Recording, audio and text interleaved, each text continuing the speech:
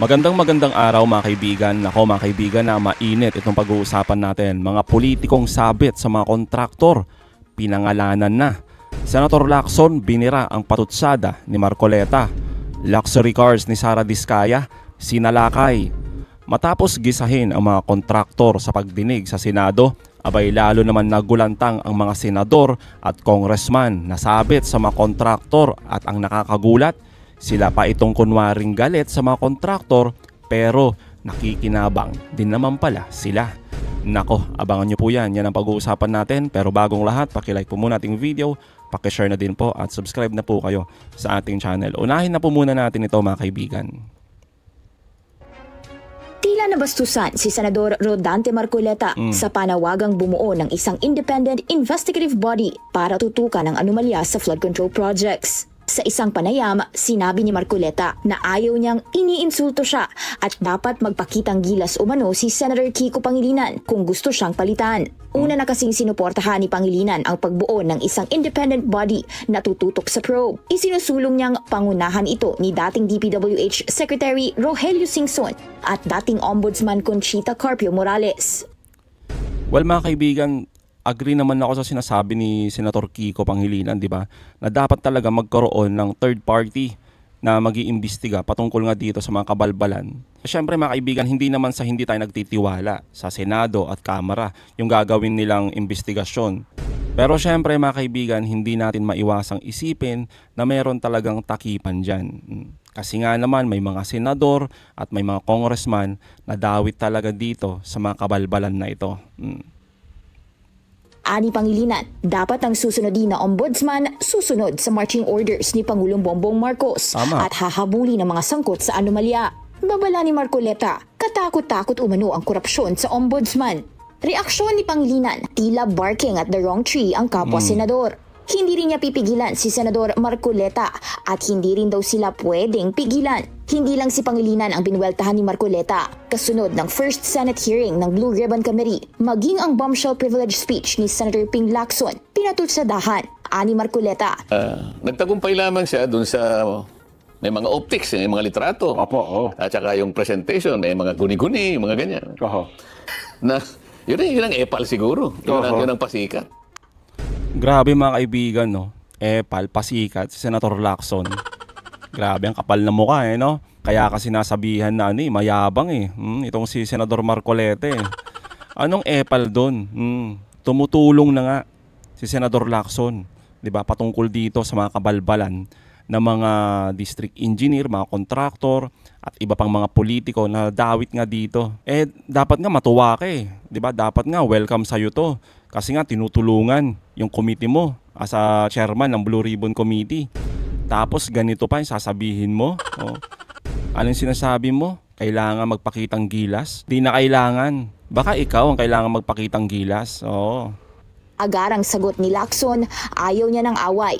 Pero handa siyang gawin ito kung aawayin sila ni Marcoleta. Tama. Paglilinaw ni Lacson, hindi naman nila minamaliit ang komite. Kasi sinasabi ni Senator Marcoleta, pinangimasukan daw namin yung trabaho niya na Blue Ribbon inunahan ko pa rin ng para bang nagmanifest daw ako sa floor na kung pwedeng isalisi yung date. Hindi naman lang siya yung pinakikiusapan ko. Ang manifestation ko, baka pwedeng paghiwalayin lang yung pecha kasi parehong napaka-importante. Hindi ko naman minemenos yung kanyang Blue Ribbon Committee hearing. Nire-recognize ko naman yung kanyang mandato. Pero sa kanyang TV program, pinipintasan niya kami Sabi niya, pinangimasukan daw namin siya sa kanyang mandato. Wala nang imasok dito. Gusto namin lahat mapaayos ang takbo ng gobyerno. Tama. So yun lang, gusto ko i-correct yung misimpression na pwedeng nakikreate ni Senator Marcoleta. Ayoko ng away, pero pag inaway niya kami, aawayin ko rin siya. Isang broadcaster pa ang binanata ni Marcoleta na nagsabi na naglolokohan lang sa Kongreso na nagpahayag ng galit sa DPWH pero hindi naman hinaharap ang umano'y partisipasyon ng mga mambabata sa korupsyon. Totoo Hindi naman. ito pinangalanan ni Marcoleta pero hula ng netizens, si veteran broadcast journalist Karen Davila ito. Kahit ang broadcaster na si Ben Tulfo, kinontra rin ni Marcoleta. Sa isang programa, binanata ni Tulfo ang Senate probe bilang pang political theater lang umano ng mga senador. Mabilis ang sagot ni Marcoleta. Kung usapang pagpapaepal umano, hindi siya ito at mandato ng Blue Ribbon ang pagtutok sa mga anomalya ng flood control. Baka mga kapatid ito ni Ben na sina Senador Raffy at Erwin na miyembro ng kanyang komite. Well, agree naman ako dito kay Marcoleta. Siguro ang talagang epal dyan yung dalawang tulpo. Pwede, di ba mga kaibigan? Pero si Senator Lacson, tapos si Senator Kiko, sasabihin mo, pasikat, paepal, diyan ka nagkakamali. Oo. Sila nga itong tumutulong sa'yo para mabigyang hustisya ang mga kababayan natin dahil sa mga kabalbalan ng mga kontraktor at mga politiko. Na talagang binubusog yung kanilang bulsa at pahirapan yung taong bayan. Kaya sana naman, Senator Marcoleta, wag mo nang bigyang kulay yung mga ginagawa nila, di ba? Kaya nga hinahamon ka ng mga kababayan natin Total, sinasabi mo talagang imbestigahan mo lahat. O sige, imbestigahan mo din yung mga tropa mo dyan, di ba? Para hindi ka pag-isipan na pinipili mo lang yung imbestigahan mo. Dapat lahat. Bakit natin sinasabi mga kaibigan na dapat imbestigahan din ni Marcoleta itong mga kanyang tropa, yung kanyang mga kagrupo? Dahil dito mga kaibigan, dahil sa report po ng PCIJ, itong Philippine Center for Investigative Journalism, ito po yung mga partial list ng mga lawmakers natin, mga senador, mga kongresista na mayroong koneksyon sa mga kontraktor.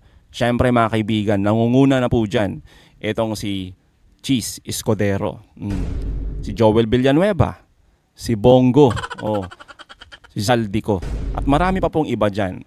Magugulat din po kayo, kasama din dyan yung mga pamilya ng Revilla.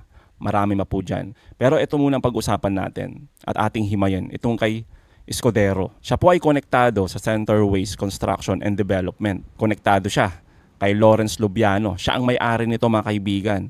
At siya din ang nagbigay ng limpak-limpak na milyones na senatorial campaign. At aminado naman dyan si Escudero mga kaibigan. Pero hindi niya maamin na siya daw ang nagbibigay ng mga proyekto dito kay Lubiano. Wala daw siyang kinalaman. Tulad na lamang mga kaibigan ni Joel Villanueva na konektado siya sa New San Jose Builders dahil si Villanueva po ay tumanggap ng napakalaking pondo para sa kanyang 2022 senatorial campaign. Pero ang nakakagalit mga kaibigan, laging sinasabi ni Villanueva wala daw siyang kakilala na kahit sino, mapa-district engineer, mga kontraktor na sangkot sa kabalbalan. Kaya karamihan sa mga kababayan natin ay nagagalit dito kay Joel Villanueva dahil sa mga estilo niya mga kaibigan, di ba, na nagmamaang-maangan. Tulad na lamang nito. That is correct. We have the records, Mr. President. Nag-overlap to sa kanilang position or appointment as board directors. At the same time, nagpirma sila ng contract with DPWH. Meron kaming slide dyan. Yes. Mr. President, in fact, I was surprised because walang kibit-balikat. Right away, answered the question. Yes, we are contractors. We are involved with government contracts. Nagulat po ako, Ginoong Pangulo, sapagkat you were mentioning a while ago yung ethical standards for public officials, which is very clear. In fact, I even asked whether or not there's something wrong about it. And it appears na parang hindi sila aware that something wrong about it. For example, Mr. President. For example, Mr. Senator Villanueva, bakit ikaw, hindi mo ba alam na bawal tumanggap ng mga donasyon galing sa mga kontraktor na may mga proyekto galing sa gobyerno? Sige nga ho, hindi nyo po ba alam yon? Buti nga yung sinasabi mo umamin na hindi nila alam di ba? Pero tumanggap sila, aminado sila. Ngayon, kung meron silang nakikita ninyo na paglabag, edi panagutin ninyo. Ikaw mismo senador O tumanggap ka. Sinasabi mo wala kang ginawang ganyan, wala kang tinanggap. Pero ano to? Yung report ng PCIJ. Milyones din yung pondo na ibinigay sa'yo nung nasabing kontraktor na to. Tapos lagi mong ipinagmamalaki sa kababayan natin na wala ka talagang kakilala dyan. Biglang lumabas yung mga videos at yung mga ebidensya. Yun naman pala, yung notorious na sinasabi ni Senator Lacson na district engineer. Abay, tropa mo pala, di ba? Ang dami nyo lang pinagsamahan ng mga proyekto. Tapos sasabihin ni Pastor Joel, wala siyang kinalaman. Ang tindi. Tapos mga kaibigan, eto naman. Itong alalay ni Duterte na si Bongo. Ito matindi mga kaibigan. Konektado siya sa CLTG Builders at Alfrego Builders and Supply. Anong meron mga kaibigan? Ang CLTG ay pagmamay-ari mismo ng kanyang tatay. Ang tindi.